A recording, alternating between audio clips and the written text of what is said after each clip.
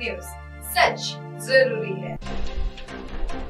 नमस्कार, आप देख रहे हैं देश की दशा और दिशा। मैं हूं आपके साथ खुशी। कहते हैं आंकड़े कभी झूठ नहीं बोलते। आपने सियासी बयानबाजी तो देखी होगी, बयानबाजी मैं भी करती हूँ, लेकिन लोकप्रियता के पैमाने पर पॉलिटिक्स पार्टी इस स्टेज पर खड़ी है। आइए जानते हैं। अड़ गए थे अधीर, जाने कैसे और क्या ऐसी आपत्ति आ गई जिससे सीजीआई चंद्रचूड़ की एक कहानी मोदी सरकार को फजीहत से बचा लिया।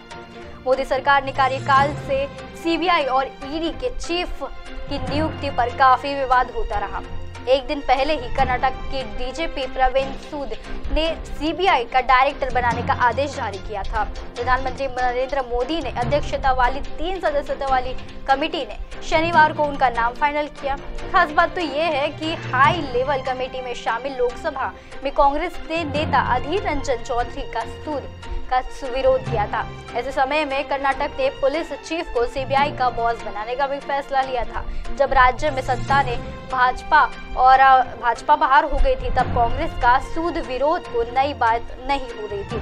जब बता दें कि कर्नाटक में सीएम की रेस में शामिल कांग्रेस ने दिग्गज नेता डीके शिव कुमार ने इसी साल मार्च में आरोप लगाया था कि डीजीआई प्रवीण सूद ने राज्य की भाजपा सरकार को बचा रहे हैं और कानूनी प्रक्रियाओं को जरिए कांग्रेस को टारगेट कर रहे हैं। उन्होंने आरोप भी लगाया था कि कांग्रेस के कार्यकर्ताओं के खिलाफ पुलिस केस कर रही है और भाजपा की तरफ आंखें मूंद रही है। डीके ने यहां तक कि कह दिया था कि कांग्रेस की सरकार बनने के बाद भी सूद के खिलाफ एक्शन लिया जाएगा।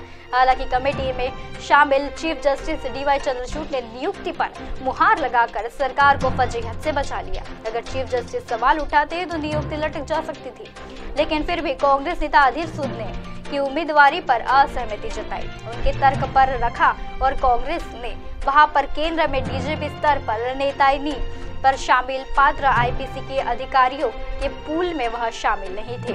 लेकिन बता दें कि पीएम और सीजीआई की रजामंदी का फैसला हुआ था। ऐसे में सवाल भी उठता है कि क्या सीजीआई में फैसला देने के लिए बाध्य होते हैं। इसका जवाब है या नहीं, ये भी नहीं पता। इसके पहले ही मई 2021 में तत्कालीन चीफ जस्टिस एनवी रमन्ना की आपत्ति पर 2 कैंडिडेट के नाम पर सीबीआई के डायरेक्टरों की रेस से बाहर हो गए थे।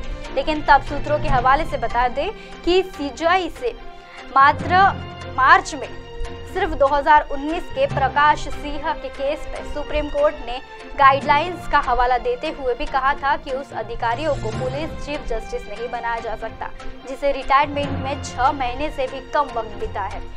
अब सीजीआई के समर्थन में अधीर रंजन चौधरी भी थे और ऐसे में प्रधानमंत्री ने उनकी बात उनको माननी पड़ी थी। तब रेस से बाहर होने वाले वाईसी मोदी और राकेश अस्थाना भी शामिल थे। सीबीआई के डायरेक्टर के 2 साल से नियुक्त किया जा रहा है, जिसे बढ़कर अधिकतम 5 साल तक किया गया। नियुक्ति से असहमत नई बात नहीं है, लेकिन 2017 में भी ऐसा पहली बार भी हुआ था, जब तत्कालीन दिल्ली में पुलिस कमिश्नर आलोक वर्मा ने सीबीआई का डायरेक्टर नियुक्त कर दिया था।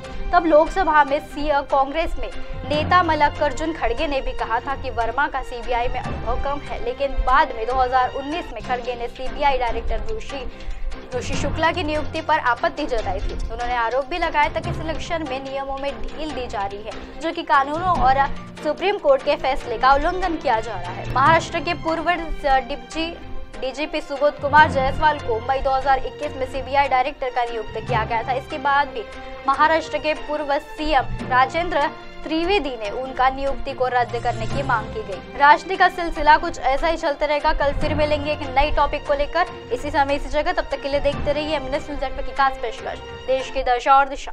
नमस्कार।